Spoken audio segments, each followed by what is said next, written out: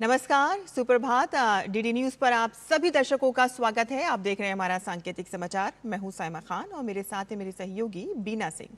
नजर डाल लेते हैं सबसे पहले हेडलाइंस पर। पेपर लीक की घटनाओं पर होगी और सख्त कार्रवाई। प्रधानमंत्री ने कहा कि आज की कैबिनेट बैठक में संबंधित मसौदे पर होगा बड़ा फैसला। संसद में अगले हफ्ते पारित कराएंगे बिल।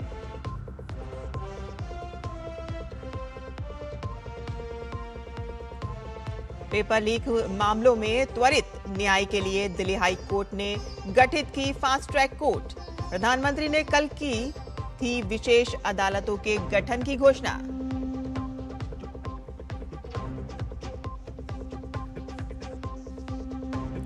सोनम वांगचुक ने केंद्रीय मंत्री जेपी नड्डा और जितेंद्र सिंह की मौजूदगी में 26 दिन बाद तोड़ा अपना अनशन।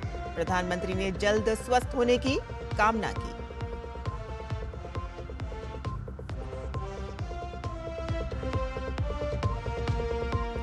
राष्ट्रपति द्रौपदी मुर्मू आज बुखारेस्ट में इंडिया रोमानिया बिजनेस फोरम को करेंगी संबोधित। रोमानिया के प्रधानमंत्री इलिये बोलोजान के साथ करेंगी द्विपक्षीय वार्ता।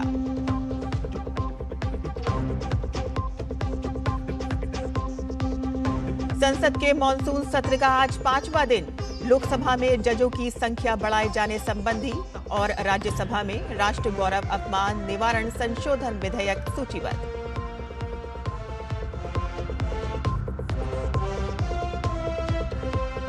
और कॉमनवेल्थ गेम्स के 23वें संस्करण की शुरुआत।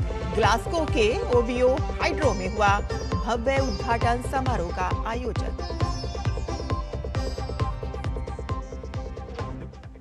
और अब समाचार विस्तार से। नीट पेपर लीक को लेकर प्रधानमंत्री नरेंद्र मोदी ने कल देर रात छात्रों के नाम वीडियो संदेश जारी किया। अपने संदेश में पीएम ने कहा कि पेपर लीक कोई मामूली विषय नहीं है और ये लाखों छात्रों, उनके माता पिता के लिए पीड़ादायक है। उन्होंने कहा कि पेपर लीक से अब तक पिछले 2.5 महीनों में कई कदम उठाए हैं। गुनाहगारों को पकड़ा है, वे जेल में हैं। पीएम मोदी ने कहा कि तत्काल परीक्षाएं लेना बहुत जरूरी था। सरकार ने अपनी पूरी शक्ति का उपयोग करके कम से कम समय में विद्यार्थियों के एग्जाम आयोजित कराने का प्रबंधन किया। पीएम ने कहा कि 19 तारीख को रिजल्ट भी आ गया और देश भर में उत्तीर्ण हुए विद्यार्थियों की खुशियों की खबरें भी आ रही हैं। पीएम ने कहा कि फास्ट ट्रैक कोर्ट के लिए विभागों को निर्देश दिए गए थे। विभागों ने लगातार मेहनत करके मुझे मसौदा भी दे दिया। फास्ट ट्रैक कोर्ट और कठोर सजा के प्रावधान वाले इस मसौदे पर आज कैबिनेट में चर्चा होगी। उन्होंने कहा कि सोमवार से शुरू होने वाले संसद के दूसरे सप्ताह में जल्द से जल्द उस बिल को सदन में पारित कराने का प्रयास किया जाएगा। प्रधानमंत्री नरेंद्र मोदी की विशेष अदालतों के गठन की घोषणा के बाद दिल्ली हाई कोर्ट ने फास्ट ट्रैक कोर्ट का गठन कर दिया है। दिल्ली हाई कोर्ट ने गुरुवार को public examination prevention of unfair means act 2024 के तहत मामलों की सुनवाई के लिए खास तौर पर एक फास्ट ट्रैक कोर्ट का गठन किया। रजिस्ट्रार जनरल अरुण भारद्वाज की ओर से जारी एक आदेश में हाई कोर्ट ने कहा कि चीफ जस्टिस डी.के. उपाध्याय ने राउज एवेन्यू कोर्ट कॉम्प्लेक्स में नए बने फास्ट ट्रैक कोर्ट में अनु ग्रोवर बालिगा को स्पेशल जज पीसी एक्ट सीबीआई 25 के तौर पर तैनात करने का आदेश दिया है। ये ट्रांसफर तुरंत प्रभाव से किया गया है। ये कोर्ट खास तौर पर public examination prevention of unfair means act 2024, जिसे आमतौर पर नकल रोधी कानून कहा जाता है, उसी के तहत अपराधों और उनसे जुड़े अपराधों की सुनवाई करेगी। हाईकोर्ट ने निर्देश दिया है कि न्यायिक अधिकारी राउस एवेन्यू कोर्ट कॉम्प्लेक्स के प्रिंसिपल डिस्ट्रिक्ट एंड सेशन जज कम स्पेशल जज पीसी एक्ट सीबीआई के प्रशासनिक नियंत्रण में काम करेंगे और इसने इस एक्ट और संबंधित अपराधों के तहत सभी लंबित मामलों को नई बनी फास्ट ट्रैक कोर्ट में ट्रांसफर करने का भी आदेश दिया।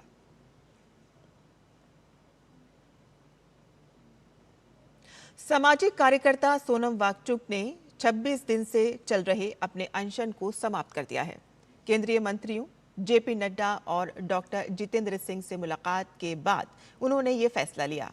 नीट पेपर लीक मामले में शिक्षा मंत्री धर्मेंद्र प्रधान के इस्तीफे की मांग पर अड़े वांगचुक बीती 28 जून से अनशन पर थे। सोनम वांगचुक ने एक्स पर लिखा कि केंद्रीय मंत्री जेपी नड्डा और डॉक्टर जितेंद्र सिंह वलय लद्दाख की एपेक्स बॉडी के वरिष्ठ नेताओं की मौजूदगी में मैंने 26 दिनों के बाद अपना अनशन समाप्त किया। वांगचुक ने आगे बताया है कि इससे पहले अलग अलग राजनीतिक दलों के 65 सांसदों ने मुझसे मिलकर या पत्र लिखकर अनशन तोड़ने का आग्रह किया था। यह कदम विभिन्न शर्तों पर लंबी बातचीत और देश में संभावित हिंसा को ध्यान में रखते हुए उठाया गया है। मैं बहुत जल्द एक अलग वीडियो में इन शर्तों के बारे में विस्तार से बताऊंगा। इस बीच मैं आप सभी से आग्रह करता हूं कि कहीं भी किसी भी तरह की हिंसा न होने देने को लेकर बहुत सतर्क रहें।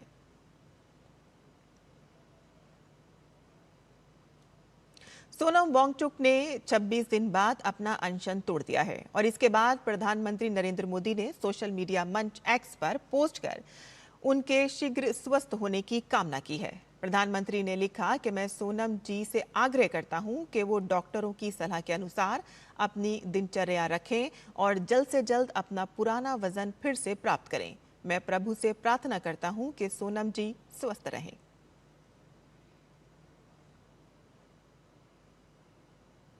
सोशल मीडिया पर दिल्ली पुलिस कमिश्नर को राष्ट्रीय सुरक्षा अधिनियम NSA के तहत हिरासत में लेने की शक्तियां दिए जाने को लेकर भ्रामक दावे किए जा रहे हैं और इन दावों के बीच दिल्ली पुलिस ने सोशल मीडिया प्लेटफॉर्म एक्स पर स्पष्टीकरण जारी कर बताया कि ये आदेश किसी हालिया विरोध प्रदर्शन से जुड़ा नहीं है।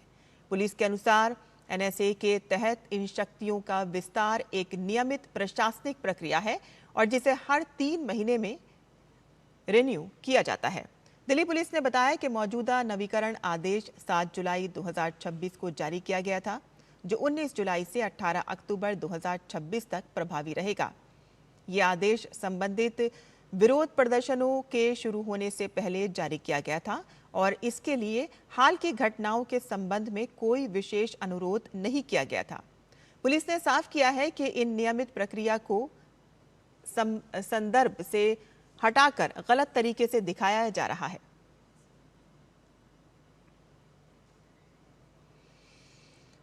संसद के मॉनसून सत्र का आज 5वां दिन है और दोनों ही सदनों में अहम विधायी कार्य सूचीबद्ध हैं। लोकसभा में आज विधि मंत्री अर्जुन राम मेघवाल सुप्रीम कोर्ट जजों की संख्या संशोधन विधेयक 2026 को चर्चा और पारित करने के लिए सदन के पटल पर रखेंगे। ये विधेयक ही अध्यादेश का स्थान लेगा और इसका उद्देश्य सुप्रीम कोर्ट में जजों की संख्या 34 से बढ़ाकर 38 चीफ जस्टिस सहित करने का प्रावधान है। तो वहीं राज्यसभा में गृह मंत्री अमित शाह राष्ट्र गौरव अपमान निवारण संशोधन विधेयक 2026 को विचार करने के लिए पेश करेंगे। ये विधेयक राष्ट्र गौरव अपमान निवारण अधिनियम 1971 में संशोधन का प्रावधान करता है। गृह मंत्री ये भी प्रस्ताव रखेंगे कि इस विधेयक को पारित किया जाए और इसके साथ ही संसद के दोनों सदनों में प्राइवेट मेंबर बिजनेस सूचीबद्ध हैं।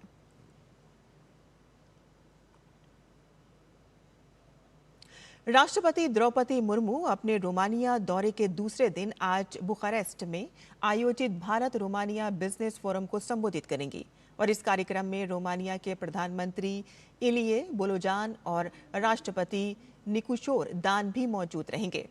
बिजनेस फोरम के बाद राष्ट्रपति द्रौपदी मुर्मू विक्टोरिया पैलेस में रोमानिया के प्रधानमंत्री के साथ द्विपक्षीय बैठक करेंगी। और इसी के साथ ही हमारा ये सांकेतिक समाचार यहीं खत्म होता है। मुझे और मेरी सहयोगी बीना सिंह को अनुमति दें, लेकिन आप देखते रहिए DD न्यूज़। नमस्कार।